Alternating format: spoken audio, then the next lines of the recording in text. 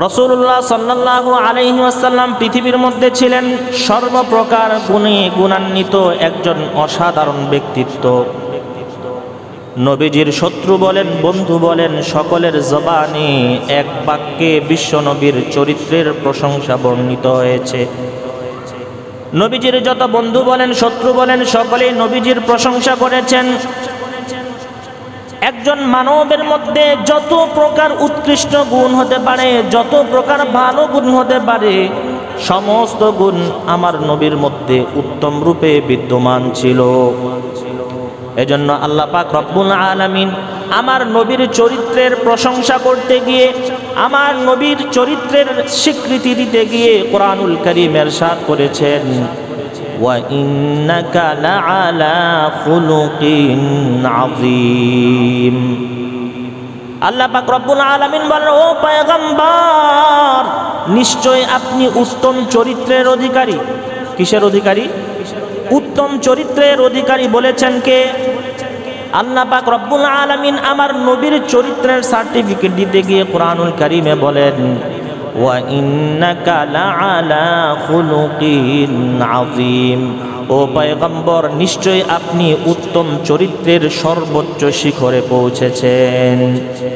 নবীজি ছিলেন সর্বোত্তম চরিত্রের সর্বোত্তম শিখরে নবী রাসূলুল্লাহ সাল্লাল্লাহু আলাইহি সাল্লাম ছিলেন। আর নবীর মধ্যে উত্তম চরিত্র পাওয়া যাবেই না বা কেন? কারণ নবীকে যে সমস্ত উদ্দেশ্য নিয়ে দুনিয়াতে প্রেরণ করা হয়েছিল, তার মধ্যে অন্যতম একটি উদ্দেশ্য ছিল, নবী নিজেই হাদিসের মধ্যে বলেছেন, ইন্নামা বুইথতু লিউতাম্মিমা মাকারিমাল আখলাক। নবী বলেন, আল্লাহ পাক রব্বুল আলামিন আমাকে দুনিয়াতে প্রেরণ করেছেন উত্তম চরিত্রের পরিপূর্ণতা দানের জন্য। বিশ্বনবী কি বলেন? আমাকে পৃথিবীর মধ্যে পাঠানোই হয়েছে উত্তম চরিত্রকে পূর্ণতা দেওয়ার জন্য, মানে আমার মাধ্যমে উত্তম চরিত্রের পূর্ণতা লাভ পাবে। এজন্য বিশ্বনবী উত্তম চরিত্রের, উত্তম আদর্শে একজন আদর্শবান ব্যক্তিত্ব ছিলেন। আম্মা জান আয়েশাকে জিজ্ঞাসা করা হলো, নবীজির আদরের স্ত্রী আম্মা জান আয়েশাকে জিজ্ঞাসা করা হলো, ও আম্মা জান আয়েশা, নবীজির বড় একটা অংশ, জীবনের বড় একটা অংশ আপনার সঙ্গে নবী কাটিয়েছে, আচ্ছা বলেন তো নবীজির চরিত্রকে আপনি কেমন দেখেছেন? নবীজির স্ত্রীকে জিজ্ঞাসা করা হলো, নবীজির আদর্শ, নবীজির জীবন, নবীজির চরিত্র, নবীজির জীবনের বড় একটা অংশ আপনার সঙ্গে নবী কাটিয়েছেন, তো নবীজির চরিত্র কেমন ছিল একটু বর্ণনা দেন। আম্মা জান আয়েশা বলেন, ও সাহাবার দল, নবীজির আদর্শ সম্পর্কে কি আর বলবো, যদি এক কথায় বলতে চাই, কানা খুলুকুহু আল কুরআন। এক কথায় নবীজির আদর্শের বর্ণনা দিয়ে দেন। আম্মা জান আয়েশা বলে, কানা খুলুকুহু আল কুরআন, নবীজির আদর্শ ছিল পুরা কুরআন। কোরআনের মধ্যে আল্লাহ পাক যত ভালো গুণাবলী নিয়ে আলোচনা করেছেন, কোরআনের মধ্যে যত কিছুর বর্ণনা আল্লাহ পাক দিয়েছেন, নবীজি কোরআনের বাইরে, কোরআনের বিরুদ্ধে কোনো সময় জীবনে কোনো কাজ করে নাই। এটাই ছিল নবীজির সবচাইতে বড় আদর্শ। পৃথিবীর সব কিছুর বিধান কোরআনে আছে না নাই? কোরআন বা হাদিসে সব কিছুর বিধান আছে, নবীজি এর বাইরে কোনো কাজ করতেন না। এটাই নবীজির আদর্শ। এজন্য কোনো ব্যক্তি যদি আদর্শকে রোল মডেল হিসাবে মানতে চায়, কোনো ব্যক্তিকে মডেল হিসাবে মানতে চায়, সে যেন বিশ্বনবীকে ফলো করে। কারণ আমরা যদি বিশ্বনবীর আদর্শকে ফলো করতে পারি, আশা রাখা যায় দুনিয়াতেও আমরা সফলকামী হতে পারবো, আখিরাতেও আমরা সফলকামী হতে পারবো। এটা কি আমার কথা? আল্লাহ পাক নিজেই বলেন, লাকাদ কানা লাকুম ফি রাসূলিল্লাহি উসওয়াতুন হাসানাহ। ও দুনিয়ার মানুষ, ভালো করে শুনে নাও, নিশ্চয়ই বিশ্বনবীর মধ্যে রয়েছে তোমাদের জন্য উত্তম আদর্শ। তোমরা যদি উত্তম আদর্শে আদর্শবান হতে চাও, তাহলে বিশ্বনবীর জীবনীকে ফলো করো, বিশ্বনবীর আদর্শকে ফলো করো, তাহলেই তোমরা জীবনে সাকসেস হতে পারবা, দুনিয়াও সফলকামী হতে পারবা, আখিরাতেও সফলকামী। তাহলে আমাদের বিশ্বনবীর আদর্শে আদর্শবান হতে চাইলে বিশ্বনবীর আদর্শ আর আখলাক সম্পর্কে জানা দরকার আছে না নাই? আজকের মূল আলোচনার টপিক হলো বিশ্বনবীর চরিত্র কেমন ছিল, বিশ্বনবী কি কি গুণে গুণান্বিত ছিলেন।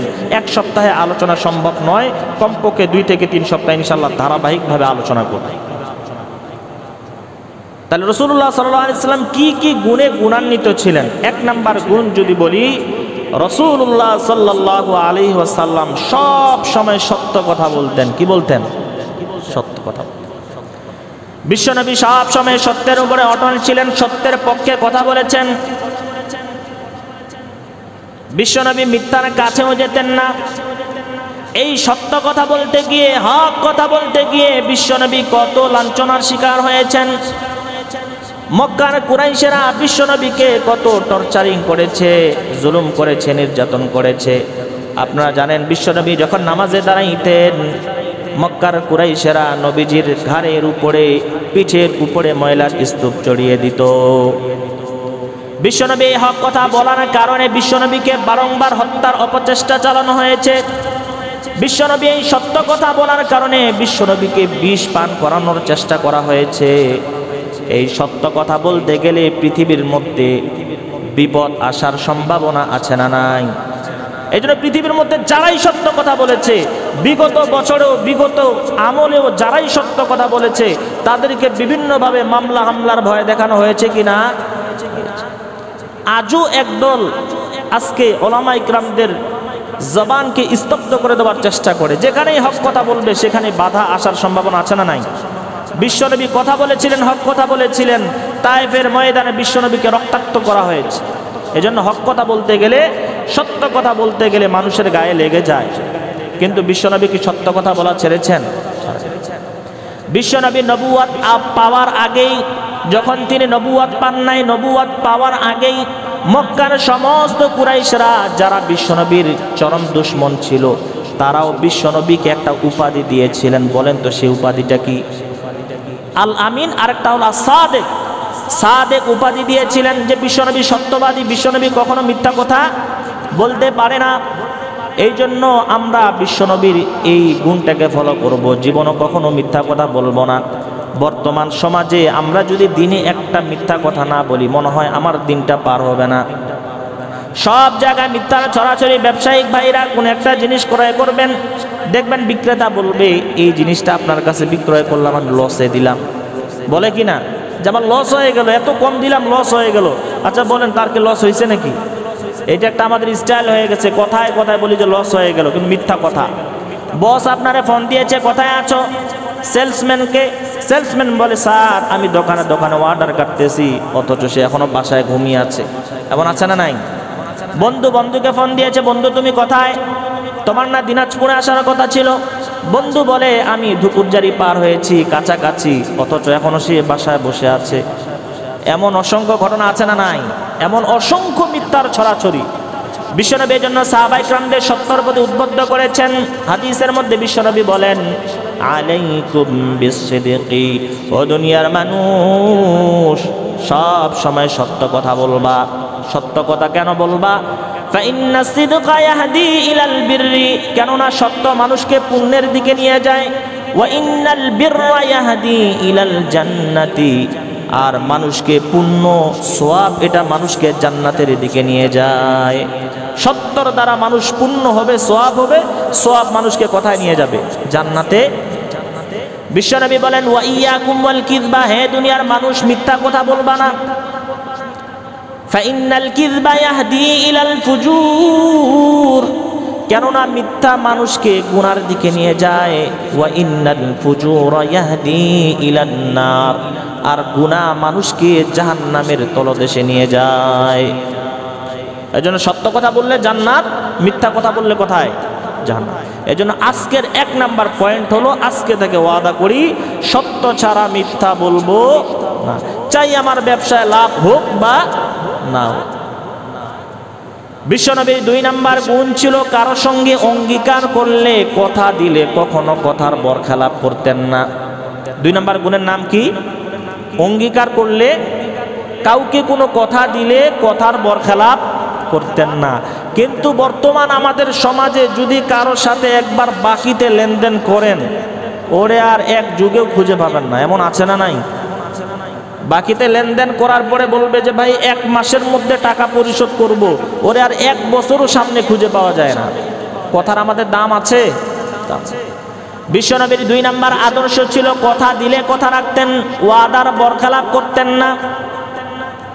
কোনো প্রকৃত মুসলমান কথা দেওয়ার পরে কথাকে ভেঙে ফেলতে পারে না, কথার বরখেলাপ করতে পারে না। কারণ যারা কথা দিয়ে কথা রাখে না, এগুলো হলো মুনাফিকের আলামত। কিসের আলামত? মুনাফিকের আলামত। এরা প্রকৃত মুসলমান হতে পারে না। বিশ্বনবী মুনাফিকের 3টি আলামতের কথা বলেছে। কয়টি আলামত? 3টা নিদর্শন। 1 নাম্বার, এরা কথা যখনই বলবে কি বলবে? মিথ্যা কথা বলবে। 2 নাম্বার, ওয়াদা করলে এদের ওয়াদার কোনো খবর থাকে না। 3 নাম্বার, এদেরকে যদি কোনো দায়িত্ব দেন, আমানত রাখেন, এই দায়িত্বর কোনো ধার তাহলে 2 নাম্বার বিশ্বনবীর ছিল গুণ ওয়াদা রক্ষা করা। নবীজির একজন সাহাবী ছিল আব্দুল্লাহ ইবনে আবিল হামসা। নাম কি ছিল একটু উচ্চারণ করেন তো? আব্দুল্লাহ ইবনে আবিল হামসা। আব্দুল্লাহ ইবনে আবিল হামসা। উনি বলেন, নবুয়তের পূর্বে আমি নবীজির সঙ্গে একটা লেনদেন করলাম। বিশ্বনবী নবুয়ত পাওয়ার পূর্বে নবীর সঙ্গে কোনো একটা বিষয়ে লেনদেন করলাম। লেনদেন করার পর নবীজি আমার কাছে কিছু পেত, পাওনা ছিল। আমি নবীজিকে একটা জায়গায় রাখলাম, দাঁড়িয়ে রাখলাম, আপনি এখানে থাকেন, আমি বাসায় গিয়ে আপনার পাওনা টাকা বুঝিয়ে দিব। এবার আব্দুল্লাহ ইবনে আবিল হামসা বলে, ফাজিতু, আমি ঘরে আসলাম। বিশ্বনবীকে ওই জায়গায় রেখে ঘরে চলে আসলাম। বাসায় আসার পর শয়তানের ধোঁকায় ফানাসিতু, আমি ভুলে গেলাম যে নবীকে ওই জায়গায় কথা দিয়ে এসেছি, নবীকে ওখানে দাঁড়িয়ে রেখেছি। নবীজি আমার কাছে কিছু পেত, পাওনাটা নেওয়ার জন্য বাসায় আসছিলাম, নবীজিকে ওখানেই রেখে আসছি। কিন্তু আসার পরে ঘটনাক্রমে ফানাসিতু, আমি ভুলে গেছি। ভুলে যাওয়ার পর ফাজিতু ফাযাকারতু বাদা 3 দিন পর আমার স্মরণ আসছে। 3 দিন পর আমার মাথায় আসছে, ওই যে বিশ্বনবীকে আমি ওই জায়গায় রেখে আসছিলাম, নবীজি আমার কাছে পাওনা ছিল, পাওনাটা দেওয়ার কথা ছিল। যখন আমার স্মরণ আসলো, ফাজিতু, আমি তাড়াতাড়ি ওই জায়গায় গেলাম। যাওয়ার পরে দেখি ফাইদান হুয়া ফি মাকানিহি, বিশ্বনবীকে যেই জায়গায় রেখে এসেছিলাম নবী এখনো ওই জায়গায় আছেন। 3 দিন আগে যেই জায়গায় রেখে আসছিলাম বিশ্বনবীকে, 3 দিন পরে যখন আমার স্মরণ আসছে, যাওয়ার পরে দেখি নবী ওই জায়গায় এখনো কি আছেন। নবীজি আমাকে দেখার পরে বললেন, লাকাদ শাকাকতা আলাইয়া, হ্যাঁ আব্দুল্লাহ ইবনে আবিল হামসা, তুমি আমারে বড় কষ্ট দিলা। কারণ 3 দিন আগে তুমি কথা দিয়েছো, তুমি আমার পাওনা নেওয়ার জন্য বাসায় গিয়েছো, আমিও তোমাকে কথা দিয়েছি এখানে থাকবো, কিন্তু তুমি যাওয়ার পরে ভুলে গেছো আমি এখান থেকে যাই নাই। কারণ আমি তো তোমারে কথা দিয়েছি। কথা দেওয়ার পরে মুসলমান কাউকে কোনো কথা দিলে কখনো কথার বরখেলাপ করতে পারে না। এজন্য আমি বিশ্বনবী 3 দিন যাবত এখানে আছি। রাসূলুল্লাহ সাল্লাল্লাহু আলাইহি ওয়াসাল্লাম কথাকে রক্ষা করার জন্য 3 দিন যাবত এক জায়গায় অপেক্ষা করেছেন। বর্তমান বিশ্বে এমন দৃষ্টান্ত পাওয়া যাবে, আপনারে যদি আমি এক জায়গায় রেখে যাই, ওই 5 মিনিট থাকার পরে তো আপনি আর ওখানে দাঁড়ায় থাকবেন না, চলে যাবেন। বলে এখনো আসে না কেন? বিশ্বনবী কয়দিন অপেক্ষা করেছেন? 3 দিন অপেক্ষা করেছেন। তো এখান থেকে বোঝা যায় কাউকে ওয়াদা করলে ওয়াদা কি ভেঙে ফেলবো নাকি রক্ষা করতে হবে? রাজি আছি তো ইনশাআল্লাহ? আজ থেকে মৃত্যু পর্যন্ত কাউকে কথা দিলে কথা ওই কথাই দিব যেটা আমি পালন করতে পারবো। আপনি পালন করতে পারবেন না, ওই কথাও দিবেন না। আপনি বাকিতে লেনদেন করেছেন, আপনি 1 মাসে দিতে পারবেন না, আপনি বলবেন কেন? আপনি বলবেন যে 1 বছর সময়, কিন্তু 1 বছর পরে আপনাকে দিতেই। আল্লাহ পাক রব্বুল আলামিন আমাদেরকে ওয়াদা করার পরে, কথা দেওয়ার পরে সেটা রক্ষা করার তৌফিক দান। বিশ্বনবীর 3 নাম্বার গুণ ছিল আমানতকে রক্ষা করা। বিশ্বনবীর কাছে কেউ যদি কোনো জিনিস হেফাজতের জন্য রাখতেন, বিশ্বনবী পুঙ্খানুপুঙ্খানুভাবে যথাযথভাবে সেই মালটাকে হেফাজত করতেন। আমানত মানে আমরা বুঝি কি, কারো কাছে কোনো জিনিস রাখলে এটাই মনে হয় আমানত। মূলত আমানত মানে যে কোনো দায়িত্ব আমানত।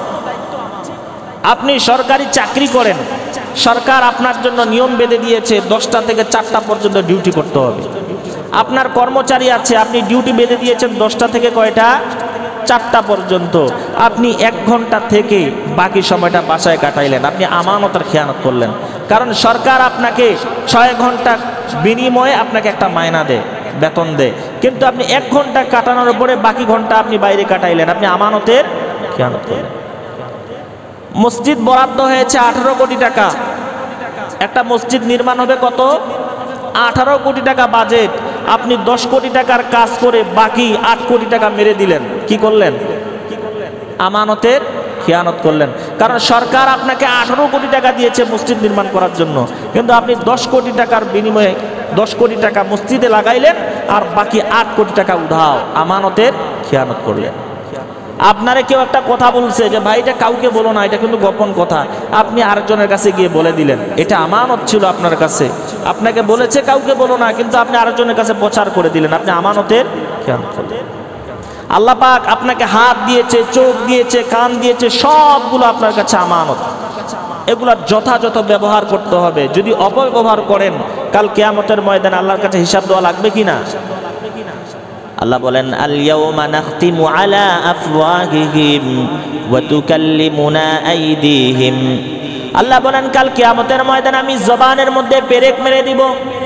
ওয়া তুকাল্লিমুনা আইদিহিম, মানুষের হাতগুলো আমার সাথে কথা বলবে, মানুষের চোখগুলো আমার সাথে কথা বলবে, মানুষের প্রত্যেকটা অঙ্গ প্রত্যঙ্গ আমার সাথে কথা বলবে।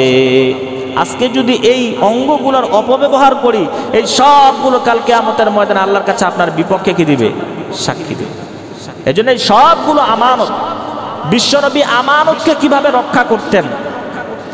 বিশ্বনবী মদিনার মধ্যে, মক্কার মধ্যে 13 বছর ইসলামের প্রচার প্রসার করেছেন। কয় বছর? 13 বছর। নবুয়ত পাওয়ার পরে নবীজি মক্কার মধ্যে 13 বছর ইসলামের প্রচার প্রসার করেছেন। মক্কার কুরাইশেরা বিভিন্নভাবে নবীকে টর্চারিং করলো, নবীকে নির্যাতন করলো। অবশেষে আল্লাহর হুকুমে নবী মক্কা থেকে মদিনায় হিজরতের ইচ্ছা পোষণ করলেন, হিজরত করবেন। হঠাৎ এক রাত্রিবেলা, যে রাত্রিতে নবী হিজরত করবেন, ওই রাত্রিতে মক্কার কুরাইশেরা নবীজির চারদিকে ঘরের চারপাশে ঘিরে নিয়েছে। যে রাতে নবী হিজরত করবেন, ওই রাত্রিবেলা মক্কার সমস্ত কুরাইশেরা নবীজির ঘরকে কি রেখেছেন? ঘিরে রেখেছেন। কেন? নবীজিকে হত্যা করবে। নবীজি ওই রাত্রিতে হিজরত করবেন, কিন্তু হিজরতের আগে গভীর চিন্তায় পড়ে গেলেন।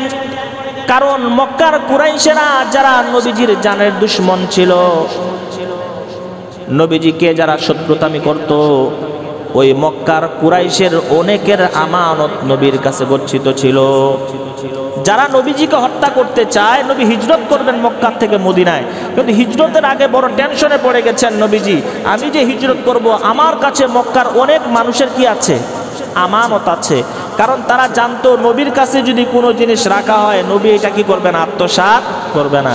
আর আমরা তো এখন সুযোগ পাইলেই কি করে দিই? মেরে দিই। একজনের সাথে কি আছে? আপনার লেনদেন আছে, একজনের কাছে 10 লক্ষ টাকা নিছেন, হঠাৎ করে, এটা কেউ জানে না, আপনি জানেন আর ও জানে, হঠাৎ করে লোকটা মারা গেছে, আর কি করে না, এটা বলে না যে লোকটা আমার কাছে কি পাইতো? 10 লক্ষ টাকা পাইতো। যে সুযোগ, আমরা শুধু কি থাকি? সুযোগের সন্ধানে থাকি।